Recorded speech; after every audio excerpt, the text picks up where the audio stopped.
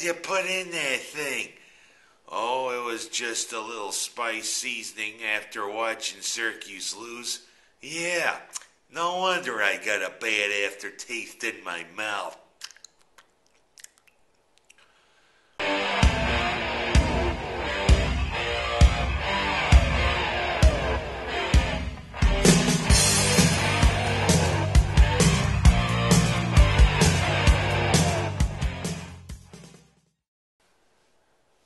Well, Orange fans, what do you make of this?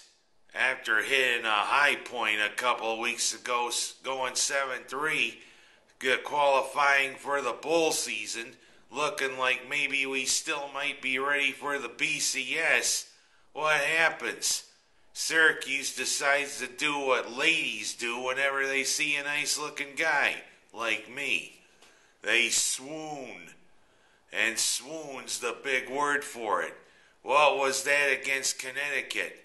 And especially, what was that this past weekend against Boston College? Boston College ran probably the most vanilla game plan of any SU opponent this season. But you know, deciding to play smash mouth football against the Orange worked for the Eagles.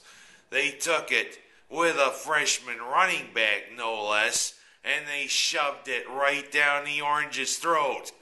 BC seemed to have their way on the ground. And also, even though that the quarterback Chase Reddick didn't make any spectacular plays, it was just enough for a 16-7 whooping of the Orange. And what'd the Orange do? Just have 238 yards of offense. The only highlight was Antoine Bailey's touchdown run. It's like Syracuse decided, oh, we're going to the Bulls, let's pack it in these last two games. That's exactly what it seemed like the Orange did. Instead of being 9-3, we're 7-5. But the thing is, you have to look on the bright side. Not a lot of people think the Orange would have gotten to 7-5. So in a way, Doug Marrone definitely did his job. But in a way, still leaves a bad aftertaste, like what happens when a frog gets a hold of a nasty fly. Oh man, I can't get without. And also, what happens when you drink a bad German beer?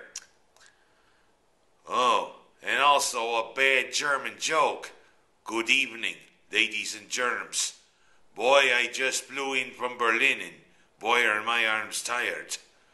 And also, especially that razzle-dazzle play that Boston College tried. Swigert decided to try to toss to Pantali, but Pantali had too much olive oil on his hands. Thank God he dropped it, or the score would have been even worse. But 7-5, I still have to rank this season as an accomplishment, even with this late season swoon. It looks like all intentions are we're heading to Yankee Stadium in the New Era Pinstripe Bowl.